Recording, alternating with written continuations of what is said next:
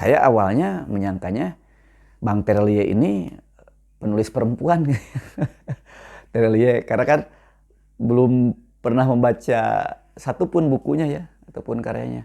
Nah, baru 3 ataupun 4 tahun terakhir ini, nah baru membaca karya-karya beliau ya.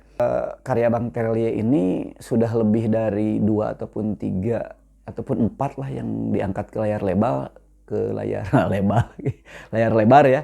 Jadi selain Hafalan Sholat Delisa, yang saya punya itu ini ya, ini luar biasa, Rembulan Tenggelam di Wajahmu ya.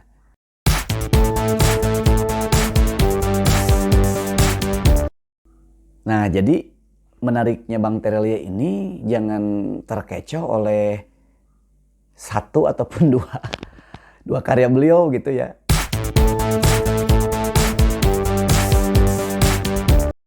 Saya kalau serial ini baru punya 3, baru punya 3, baru punya Bumi, Bulan, dan Matahari gitu ya. Baru punya 3, kalau tidak salah lebih dari 10 ini ya serial ini ya. Mungkin bisa entah 13, entah 14, entah berapa lah. Yang pasti lebih dari 10. Saya baru punya 3, baru selesai di Matahari. Bang Terelie ini bahkan bisa dibaca yang prasekolah ya.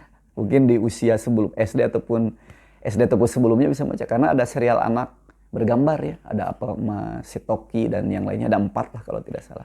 Kemudian juga ada kumpulan sajak puisi ya, ada Sungguh Kau Boleh Pergi kalau tidak salah, dan apalah satu lagi lah, saya belum, oh iya, Berjuta Rasanya dan seterusnya. Kemudian ada juga serial umumnya ya, yang tadi Hafalan Sholat Delisa. Kemudian ada novel yang menurut saya termasuk yang paling favorit, itu Tentang Kamu ya, di perjalanan zaman Zulkarnain ya untuk mengungkap kisah Sri Ningsih. Itu sangat menginspirasi dan layak lah itu dijadikan sebuah film ya, diangkat ke layar lebar. Jadi bisa dibayangkan dari Bang Terelie ini dari tahun 2005-an sampai 2023 sekarang ya, berarti nyaris 18 tahun lah, hampir 20 tahun itu bisa menerbitkan karya lebih dari 50 judul ya. Itu sangat produktif dan bestseller, itu sangat luar biasa. Patut diapresiasi ya, dan menjadi inspirasi bagi kita semua.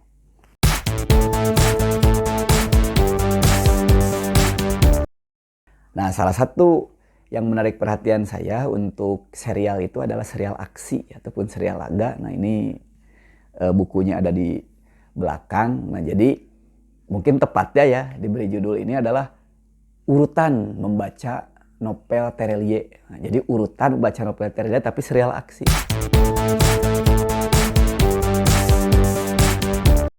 Nah, yang pertama itu adalah ini ya, Negeri Para Bedebah.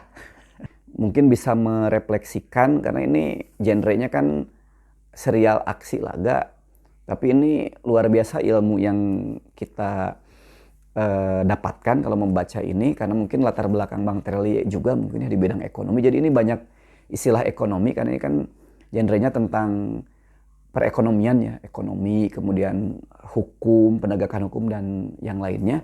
Dan salah satu hikmahnya ya, jadi salah satu hikmah dari baca buku novel ini yang saya rasakan ya, menghargai waktu itu kunci gitu ya. Jadi setelah membaca buku novel ini saya tersugesti, akhirnya termotivasi kembali bahwa waktu itu memang jangan disia-siakan. Jadi waktu itu berjalan bukan hari per hari, bukan jam per jam, tapi detik per detik. Jadi ini Thomas ya. Jadi Thomas sebagai karakter utamanya.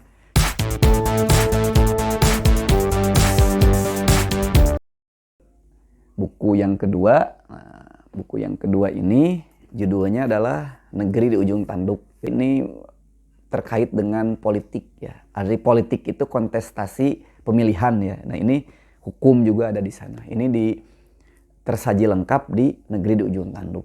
Nah, kemudian untuk buku yang ketiga, nah ini Pulang. Nah, jadi nanti para pembaca ya nanti bisa menemukan esensi kenapa judulnya Pulang. Nah, untuk khusus Pulang saya bacakan di belakangnya ya. Nah, jadi di Pulang ini sebuah kisah tentang perjalanan pulang melalui pertarungan demi pertarungan, kesedihan demi kesedihan, untuk memeluk erat semua kebencian dan rasa sakit, untuk membuka rahasia masa lalu pun menatap masa depan pulang. Kenapa saya harus bacakan? Karena ini ada benang merahnya ya. Jadi ada keterkaitan. Salah satu hal yang menarik ya, jadi membuat saya terus membaca dan membeli beberapa buku dari karya dari Bang Terelie ini. Jadi salah satu benang merahnya itu kan memberikan motivasi sebetulnya kepada kita untuk terus berpikir positif, untuk terus kreatif, untuk terus berkarya. Dan yang paling krusial itu ya, benang merahnya itu adalah ini, kata-kata memeluk erat semua kebencian dan rasa sakit dan kesedihan. Itu hampir saya menemukan di beberapa karya Bang Terelie itu yang menjadi fokus utama. Jadi kita itu diajarkan untuk berdamai ya, berdamai dengan kesedihan, berdamai dengan masa lalu, tidak meratapi secara terus-menerus. Artinya bukan berarti itu tidak dirasakan, itu manusiawi ya kita merasakan, tapi kita harus mampu memeluk erat itu. Dan itu nyaris saya temukan di beberapa karya Bang Terelie, ceritakan tentang dunia shadow ekonomi lah istilahnya, shadow ekonomi. Dan ini pemeran utamanya Bujang si babi hutan. Nah, ini serial aksi berkaitan, tapi kok pemeran utamanya beda. Kalau Negeri Para Berdebah dengan Negeri Ujung Tanduk itu Thomas, kok ini jadi Bujang? Apakah itu orang yang sama tapi namanya beda? Atau pemeran Thomasnya oleh Bang Terelie disimpan dulu ya, dilanjut dengan ini, atau Thomasnya itu meninggal di Negeri di Ujung Tanduk, atau seperti apa? Nah, silakan nanti bisa dibaca di buku yang ketiga, judulnya Pulang. Nah, ini informasi pribadi saja. Jadi novel Pulang ini kalau boleh saya sebutkan, ini termasuk dari tiga besar novel karya Bang Terelie yang paling saya sukai. Nah, kemudian setelah Pulang, buku yang keempat dari serial aksi itu adalah Pergi. Ini novel buku keempat ya, serial laga setelah Negeri Para Berdebah, Negeri di Ujung Tanduk, kemudian Pulang, dan ini ada Pergi dengan Bujang si babi hutan sebagai pemerannya. Aku tahu apa yang kau pikirkan, Agam. Tuanku Imam menatapku tersenyum. Tapi begitulah rumus kehidupan dalam perkara sholat. Terlepas dari apakah seseorang itu pendusta, pembunuh, penjahat, dia tetap harus sholat. Kewajiban itu tidak luntur.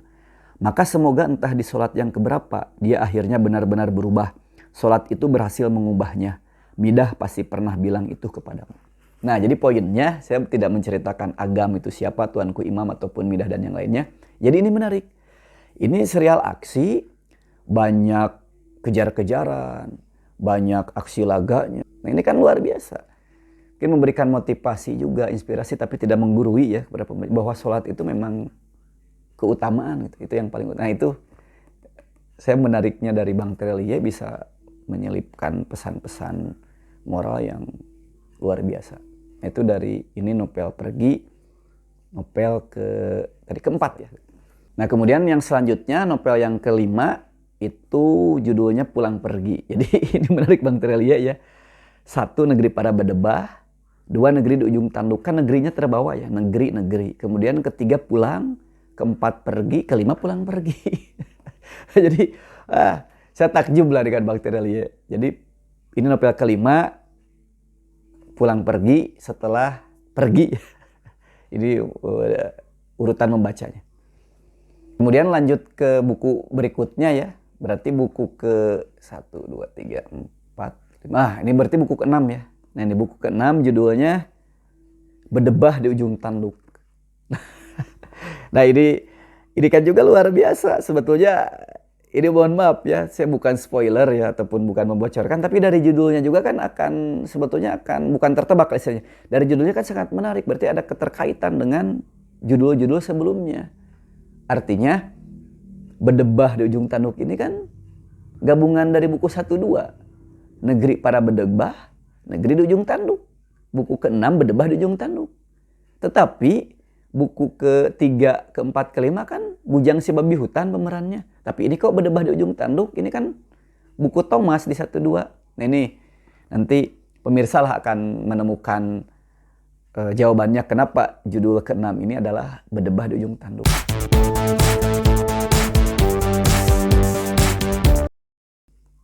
Tanah Para Bandit. Nah, ini yang saya beli di bulan Maret kemarin ya 2023 karena ini terbitan 2023. Ini Tanah Para Bandit lanjutan dari tadi Berdebah di Ujung Tanduk. Jadi ada buku 7 ya. Negeri Para Berdebah, Negeri di Ujung Tanduk, Pulang Pergi, Berdebah di Ujung Tanduk, dan Tanah Para Bandit. Dan ini buku ke-7. Nah, apakah ini buku terakhir atau ada buku ke-8 setelah Tanah Para Bandit? Jawabannya ada di halaman akhir ya. Ada di halaman akhir di halaman 433. Halaman akhir itu ya tentu harus dinikmati dan disimak bersama-sama agar tadi memberikan kenyamanan dan memberikan sensasi untuk membaca.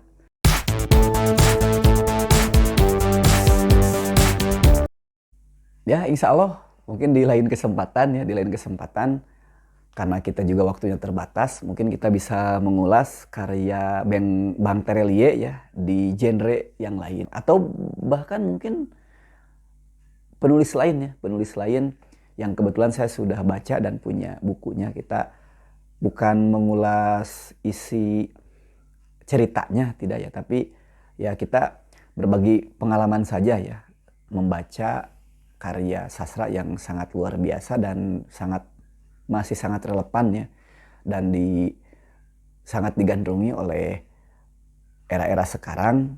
Dan apalagi dengan era medsos ya, dengan era medsos banyak kutipan-kutipan dari penulis yang dipakai untuk motivasi kehidupan, tapi tentunya kan harus tepat ya. Jangan sampai kutipannya milik si A ditulisnya dalam kurung si B atau kutipan milik si B tapi tidak ditulis siapa yang dari kutipan dari misalnya karya mana, itu seperti itu. Itu mungkin mudah-mudahan sekali lagi di video berikutnya ataupun di ngobrol-ngobrol berikutnya kita bisa mengulas karya sastra ya, atau dalam bentuk prosa, dalam hal ini novel, dari karya Bang Terelie ataupun dari penulis yang lainnya. Itu mungkin. Terima kasih, kita bertemu di lain kesempatan. Assalamualaikum warahmatullahi wabarakatuh.